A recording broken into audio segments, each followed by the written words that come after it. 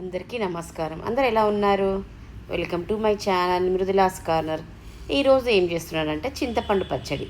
మనకు జ్వరం వచ్చినా, నోరు బాగాలేకపోయినా, ఏదైనా పుల్లకి తినాలి అనిపించినప్పుడు ఈజీ మెథడ్లో చింతపండు పచ్చడిని ప్రిపేర్ చేసేసుకుందాం.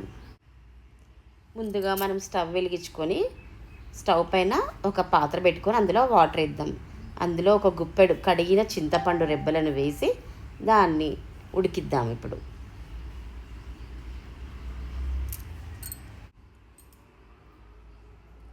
చింతపండు వాటర్ ఎగిరేంత వరకు దాన్ని మనం స్టవ్ పైన ఒక 5 మినిట్స్ దాన్ని ఉడికిద్దాం. తర్వాత పక్కన ఒక ప్యాన్ పెట్టేసుకొని ప్యాన్లో 1 స్పూను ధనియాలు, 1/2 స్పూన్ జీలకర్ర, 1/2 స్పూన్ మెంతులు, 2 స్పూన్స్ నువ్వులు వేసి అవి గోల్డెన్ బ్రౌన్ వచ్చే వరకు మంచిగా వేయిద్దాం. మనకు చాలా తక్కువ ఇంగ్రీడియంట్స్తో మనం ఈ చింతపండు పచ్చడిని టేస్టీగా తయారు చేసుకోవచ్చు. ఇవన్నీ ఫ్రై అయిన తర్వాత పక్కన తీసి పెట్టేసుకుందాం. స్టవ్ కట్టేసుకొని మనం ఫ్రై చేసుకున్న నువ్వులు, జీలకర్ర వీటన్నిటిని పక్కన పెట్టేసి చల్లగా చేసుకుందాం. ఇప్పుడు మన పక్కన స్టవ్ పైన చింతపండు కూడా బాగా ఉడికిపోయింది. ఇప్పుడు మనం ఫ్రై చేసుకున్న ఇంగ్రీడియంట్స్ అన్నిటినీ మిక్సీలో వేసుకొని మనము దాన్ని మిక్సీ పట్టుకుందాం. దాంట్లో 1 స్పూను సాల్ట్, ఒక 10 రెమ్మల వెల్లుల్లిపాయలని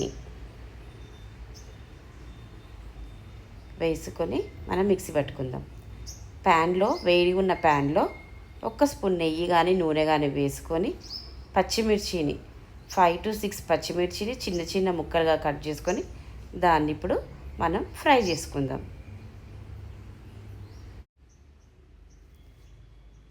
మనం మిక్సీ పట్టుకునే జార్లో ఒక 1/2 స్పూను పసుపును కూడా వేసేద్దాం. వేసేసి మిక్సీ పట్టుకుంటే సన్నని పౌడర్లా వస్తుంది. అప్పుడు దాని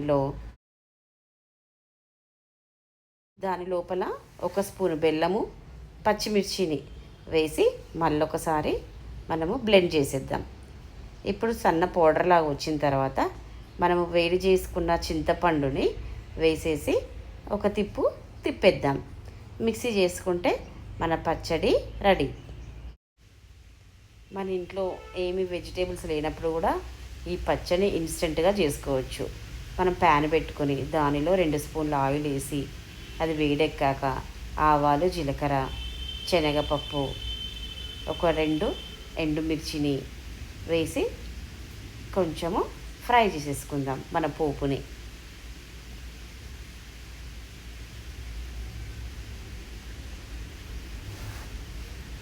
ఈ తెలంగాణలో చాలా ఎక్కువగా చేసుకుంటూ ఉంటారన్నమాట ఈ పచ్చడిని, రోటి పచ్చడిని. కానీ ఒక్కసారి ట్రై చేయండి, చాలా టేస్టీ యమ్మీ బాగుంటుంది. దాంట్లో మనం ఒక చిన్న సైజు ఆనియన్ని, ఉల్లిపాయను కట్ చేసుకొని దాన్ని కూడా కొంచెం పచ్చివాసన వెళ్ళేట్టుగా మనం దాన్ని కొంచెం ఫ్రై చేసుకుందాం. ఉల్లిపాయ కొంచెం మెత్తబడినాక మనం రుబ్బి పెట్టుకున్న పచ్చడిని ఆయిల్లో వేసేసి మనం ఇప్పుడు స్టవ్ కట్టేసుకొని మొత్తము కలిపిద్దాం. దాన్ని ఎంతో రుచికరమైన మన చింతపండు పచ్చడి రెడీ. ఈ ఉల్లిపాయలు చింతపండులో నాని పుల్లగా టేస్టీగా బాగుంటుంది. మన దగ్గర ఇక్కడ తెలంగాణలో చాలామంది ఈ పచ్చడిని ప్రిఫర్ చేస్తారు. ఇదన్నీ చపాతీస్, పూరి, అన్ని టిఫిన్స్లోకి వేడి అన్నంలో నెయ్యి వేసుకొని తినడం వల్ల ఇది ఎంతో టేస్టీగా ఉంటుంది. ఇప్పుడు మనం దీన్ని డిష్ అవుట్ చేసుకుందాం. మన యమ్మీ టేస్టీ చింతపండు పచ్చడి ready. Please like, share and subscribe my channel. Thank you.